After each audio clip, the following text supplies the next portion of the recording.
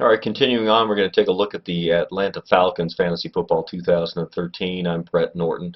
Falcons have a ton of fantasy value. They are going to be, once again, a terrific team, not only from a regular football standpoint in the NFL, but a fantasy standpoint as well. They are led by Matt Ryan as their quarterback. Ryan is one of those just below first-tier quarterbacks. Doesn't fall in the Breeze, Rodgers, Newton range, but he does fall right in ahead of a Matthew Stafford or even an RG3. He is one of those types of guys that probably going to be around in round 6 or 7, right when I would think you normally would take a quarterback, and you could certainly do worse than Matt Ryan as your star. At wide receiver, that's where they really shine. He's got Julio Jones and Roddy White. Both of them are outstanding receivers. Both of them catch a lot of passes, a lot of deep passes, a lot of touchdown passes.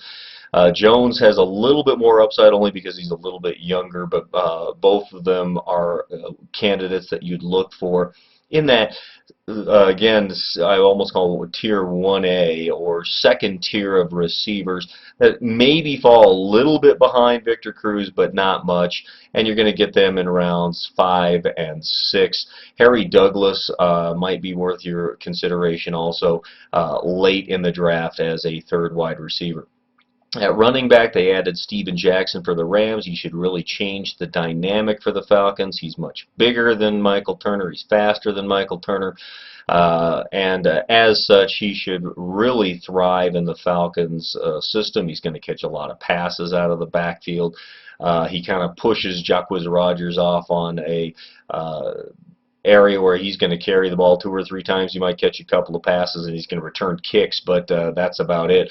Steven Jackson is one of the top running backs out there. Again, falls in that 10-11 range because he's been hurt a little bit, but more because of his age. And as such, really again comes into that 10 or 11 running back spot, which gets him early in the second round.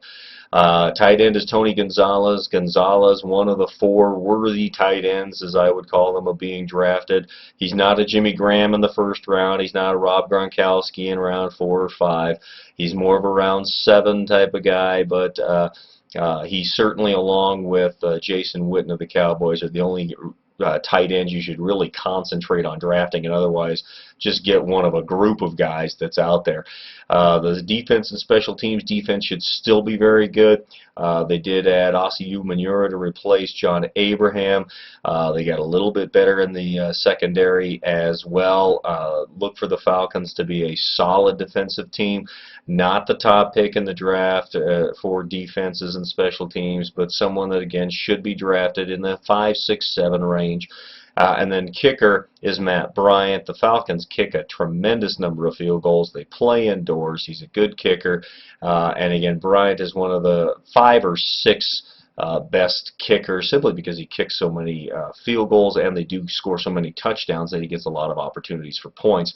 So again, looking at the Falcons overall, Matt Ryan, a quarterback, he's definitely a starter, a quarterback 1, but he's going to be around in round 7. At running back, Steven Jackson, early in the second round, certainly in the first half of the second round.